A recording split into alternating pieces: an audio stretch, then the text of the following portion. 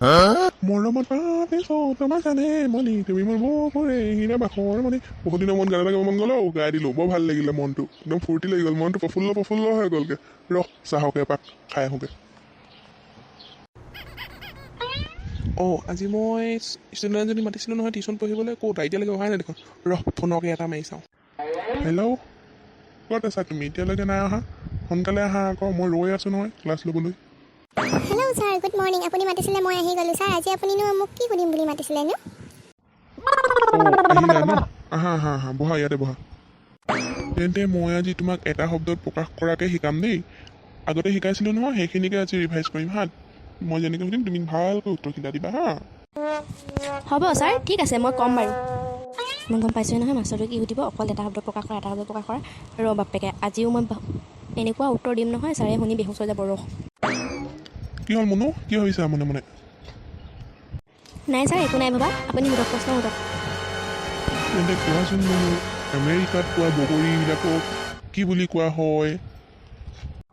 sir আমেৰিকাত পোৱা বগৰীবিলাকক dollar বগৰী বুলি কয় আকৌ হে ডলাৰ বগৰী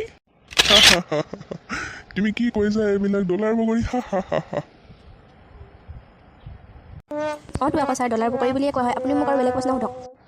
ঠিক আছে বাৰু তেন্তে আৰু এটা বেলেগ প্ৰশ্ন সোধোঁ দেই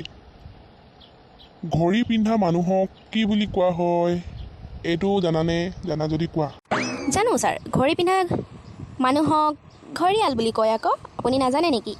ছাৰ আপুনি একদম আমাক শিকায় আপুনি নাজানে দেই তুমি এইবিলাক কি কৈ আছে ঘড়িয়াল ডলাৰ বগৰী বাৰু আৰু এটা প্ৰশ্ন সোধো তুমি ক'বা দেই বাৰু ঘড়ী পিন্ধা মানুহক বাৰু ঘড়িয়াল বুলি কয় এতিয়া ঘড়ী নিপিন্ধা মানুহক কি বুলি কয় সেইটো জানানে তুমি কোৱাচোন ঘড়ী নিপিন্ধা মানুহক কি বুলি কয় জানো ছাৰ ঘড়ী নিপিন্ধা মানুহক অঘড়ী বুলি কয় আকৌ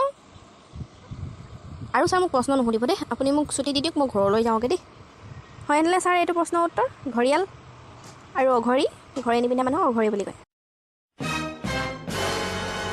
হ'ব দিয়া তোমাৰ প্ৰশ্নটো শুনি মইহে বেহুচ হ'ম হ'ব আজিলৈ ছুটি যোৱা ঘৰলৈ যোৱা ভালকৈ যাবা ছাৰ কেনে পালে মোৰ প্ৰশ্ন উত্তৰবিলাক ভাল লাগিলনে